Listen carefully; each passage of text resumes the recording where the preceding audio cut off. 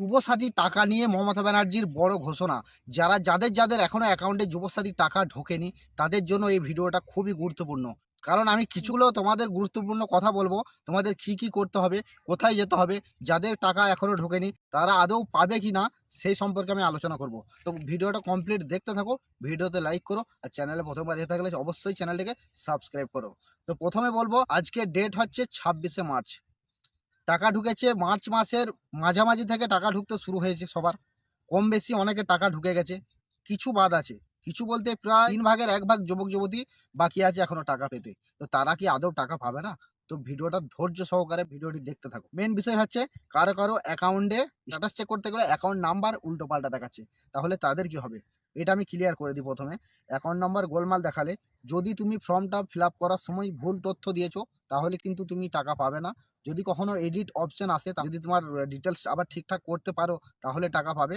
আর যদি এখন বেশিরভাগই সার্ভারের প্রবলেমের জন্য হচ্ছে, কারণ অনেকেরই এই প্রবলেমটা দেখাচ্ছে, সবাই তো আর ভুল ফিল আপ করে তো আর জমা দেয়নি। এটা অনেকেরই দেখাচ্ছে, এটা বেশিরভাগ সার্ভারের প্রবলেমের জন্য হচ্ছে।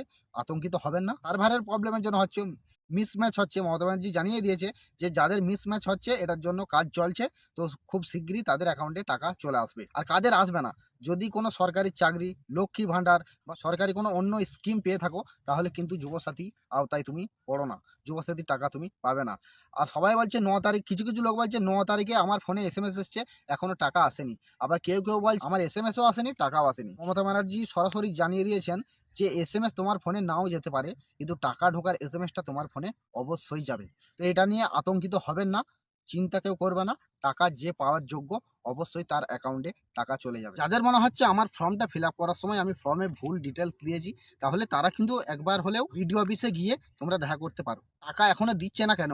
তো মমতা ব্যানার্জির বড় ঘোষণা, 1 এপ্রিল থেকে টাকা সবার অ্যাকাউন্টে চলে যাবে, যে যে পাওয়ার যোগ্য। আর যাদের অ্যাকাউন্টে 2 বার করে পেমেন্ট চলে গেছে, তারা কিন্তু পরের পেমেন্ট আর পাবে না। আর যারা পেমেন্ট পাওনি এখনো অবধি একটাও, তাদের কিন্তু এপ্রিলে শোনা যাচ্ছে ডবল পেমেন্ট পেয়ে যাবে। তো ভিডিওটি কেমন লাগলো অবশ্যই কমেন্টে জানাবে। ভিডিওটা ভালো লাগলে লাইক করবে, চ্যানেলে প্রথমবার এসে থাকলে চ্যানেলটাকে অবশ্যই সাবস্ক্রাইব করবে যুবসাথীর আপডেট পাওয়ার জন্য।